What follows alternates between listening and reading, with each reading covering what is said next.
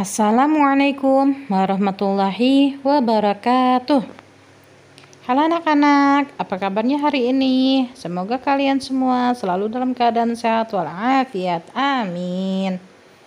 Oke, anak-anak, kali ini kita masih akan membahas mengenai perkembangan teknologi transportasi.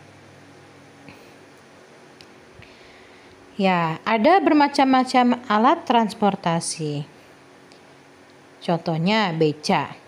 Beca adalah jenis alat angkut jasa transportasi yang dapat dikatakan sangat populer di Indonesia. Jumlah penumpang beca biasanya 2 orang dewasa duduk sejajar. Kendaraan kayu ini beroda 3. Menjadi pengemudi beca merupakan salah satu cara untuk mendapatkan nafkah yang mudah, sehingga jumlah pengemudi beca di daerah yang angka penganggurannya tinggi dapat menjadi sangat tinggi dan akan menimbulkan berbagai kemacetan lalu lintas. Karena itu, beca dilarang di Jakarta sekitar akhir 1980-an.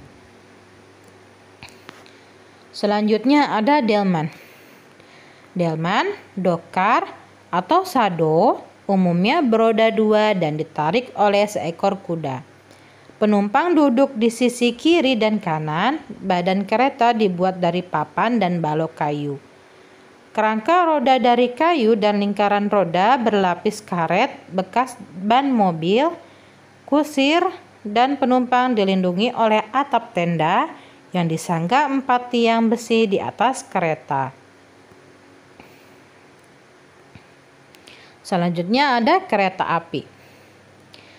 Kereta api adalah alat transportasi yang berjalan di atas rel yang terdiri dari serangkaian kendaraan yang ditarik sepanjang jalur kereta api untuk mengangkut barang atau penumpang.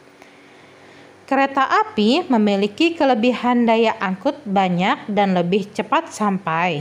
Namun, pemesanan tiket terkadang cukup sulit pada saat lebaran. Yang selanjutnya ada bus. Bus adalah transportasi yang mengangkut orang yang memiliki tempat duduk yang cukup banyak. Menggunakan bus akan lebih fleksibel dan murah. Namun, menggunakan transportasi ini masih kalah dengan yang lainnya.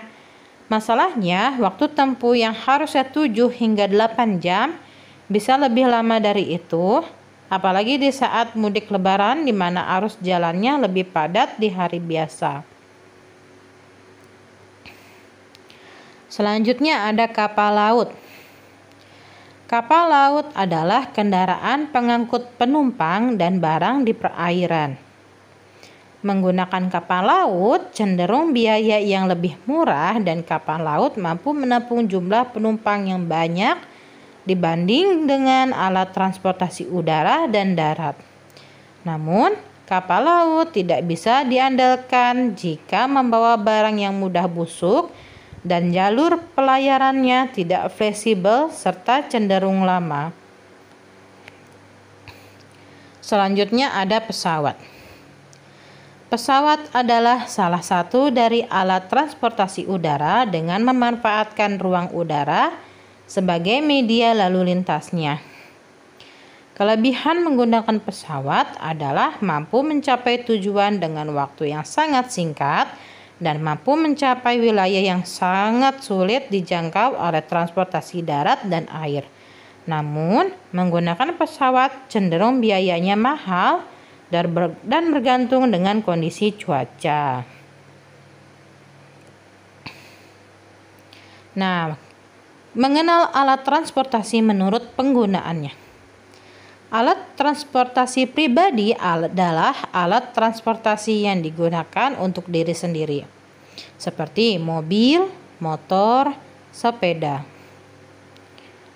Alat transportasi umum adalah alat transportasi yang digunakan bersama-sama, seperti angkut, bis, pesawat, kapal laut.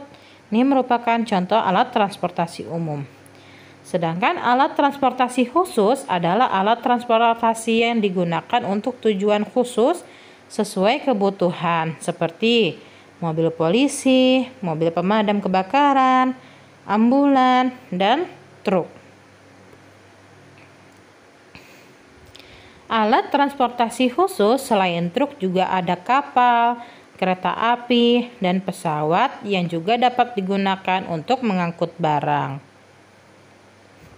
Alat transportasi khusus yang memiliki sirene, ambulan, pemadam kebakaran, polisi. Sirene pada mobil itu untuk memberitahu kendaraan lain untuk memberi jalan, karena mobil khusus ini harus segera sampai tujuan. Dampak perkembangan teknologi alat transportasi. Nah, di sini ada dampak positif. Yang pertama, memudahkan aktivitas manusia dalam kehidupan sehari-hari. Yang kedua, memudahkan memindahkan barang kebutuhan manusia.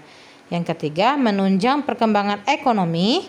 Yang keempat, mempercepat jarak antara suatu tempat atau daerah. Yang kelima, memudahkan memenuhi kebutuhan suatu wilayah.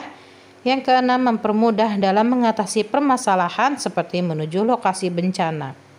Sedangkan dampak negatifnya, yang pertama, menimbulkan kemacetan, menimbulkan polusi udara, semakin banyak alat transportasi berpotensi kecelakaan, dan terkadang ketersediaan bahan bakar alat transportasi mengurang. Nah, selanjutnya silakan kalian kerjakan halaman 176 dan 177 di buku paket tema G ya. Oke, cukup sampai di sini untuk materi hari ini. Semoga kalian semua dapat menyimaknya dengan baik. Wassalamualaikum warahmatullahi wabarakatuh.